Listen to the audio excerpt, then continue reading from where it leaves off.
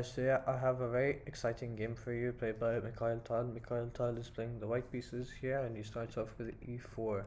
e4, c5, this is in defense, knight f3, e6, d4, c takes d4, knight takes d4, knight e3, queen c7, bishop e3, a6. This is the Polson variation of the Sicilian defense. Bishop d3, all standard moves till now, and bishop d6, threatening this pawn on h2.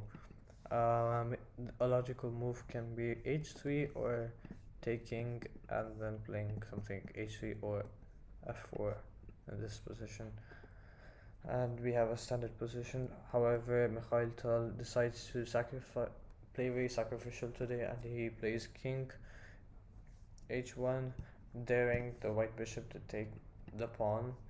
This would lead to the misplacement of the black bishop, and white would quickly be able to develop, and that's something you would never want to allow Mikhail Tal to develop his pieces and get good initiative, since he would make crushing sacrifices and crush you, and you would be helpless. So therefore, black makes a sensible decision of not taking the pawn. Rather, he plays a stronger move, h5.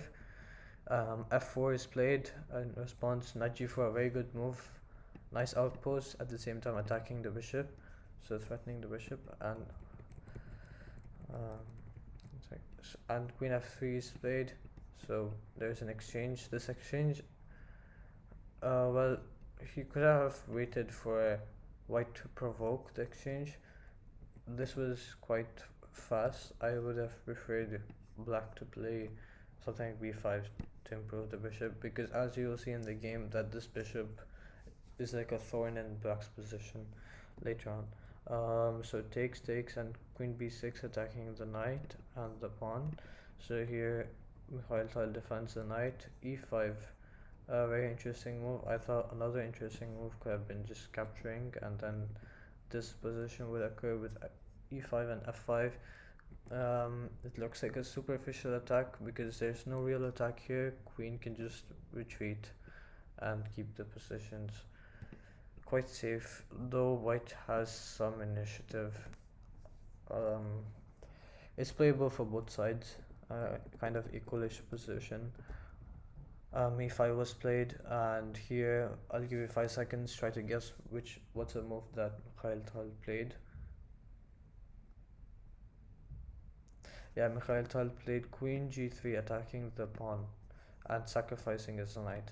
Um, Here the sacrifice was accepted by his opponent. He plays pawn takes and queen takes. Here another interesting move could have been knight takes on d4, after which the following could occur, and we have e5 f5, but here it's black can defend this position, and objectively speaking here black is winning because he's a piece up, and white has no direct way of um, like no direct way of winning through an attack if black defends properly and plays very precise moves. So back to the game. After queen takes g7, the rook moves to f8. The king protects the rook, so the queen can capture. Um, and then e5, attacking the bishop when the bishop moves, and now f5.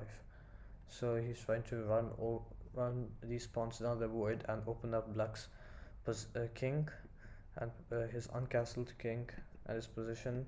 Black makes the mistake of playing f6. He could have just taken the pawn, and because these threats are superficial. For example, if f6 is played here, just bishop b4. There's nothing much that white can do here, and the bishop can always retreat to c5, a7, and then push b5 and try to get this bishop out, and then we can have a quite playable position, probably even castling if necessary. So here this could have been played. However, he decides to play f6, and now Mikhail Tal strikes with a very strong move, knight f4. The threat being to take and then play knight d5 and win back his piece. So if pawn were to take, then he would just grab the bishop and play here and attack he's forking the queen, king and queen right now, and he will attack the rook. A4 would be played, and probably some rook implant if black plays a5 and prevents white from moving his pawn one step further and consolidating that knight on that very beautiful outpost on b6. Um, so back to the game. After knight f4, um, he plays rook f7, and here I'll give you 5 seconds to find the move that Mikhail Tal played. Okay, Mikhail Tal played pawn takes on f6, a very strong move. Even the engines can't see it. The stockfish prefers queen g6 and this position. This is probably, objectively speaking, winning for white because he would be an exchange up in this position. However, the move Mikhail Tal plays is also extremely strong. Pawn takes, and his opponent decides to reject the sacrifice and play it knight e5. What would happen if he would have taken? Then f6 would have been played with the idea of playing knight d5 attacking.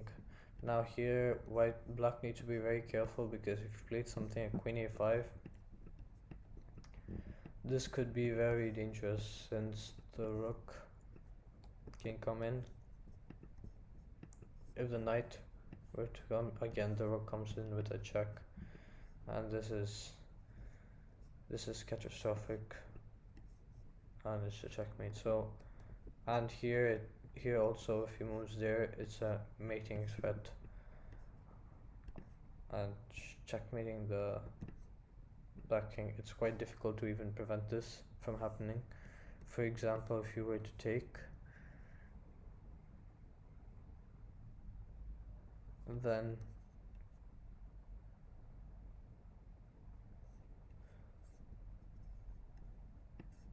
black would play rook f8, king here, and you can even just grab here and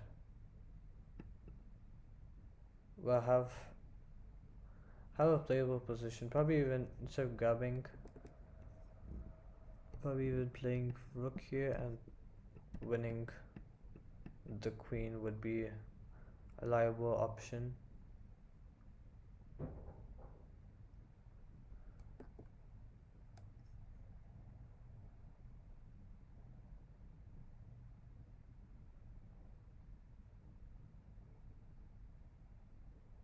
Yeah, and so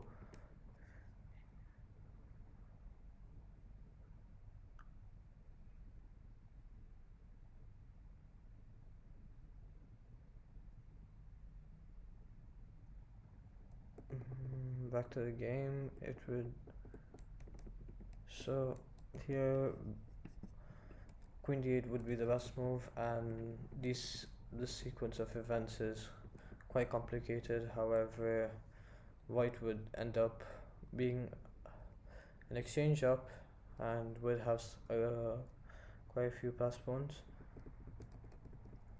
So back to the game.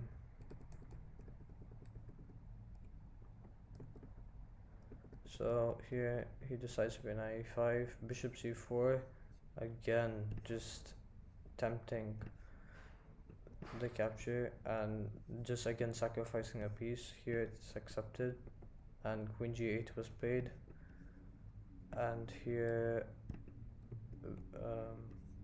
here rook f8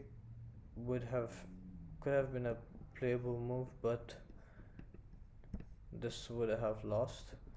Therefore he plays bishop f8, and rook e1 was also playable, but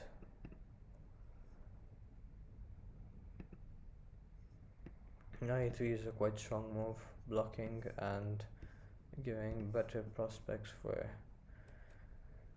For black, so here knight takes h5 was played, and rook e1 later after knight d6. Knight d6 was played to defend the rook. Ever if rook e1 was played, he could now back step, because if there's a capture, there will be another capture back. So here he plays a very strong move, rook e7, now threatening to capture the rook. If the rook were to capture it, then we would have quite complex position, and the attack, and this should be, objectively speaking, winning because of this pawn that's gonna queen.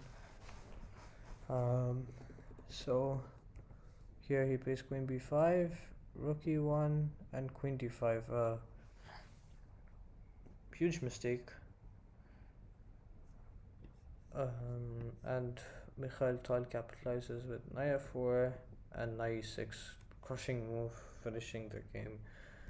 This check is magnificent. It cuts the defense on the rook, and if it's captured, then as we can see, we can just capture, and here we would win because this pawn would queen and game would be over.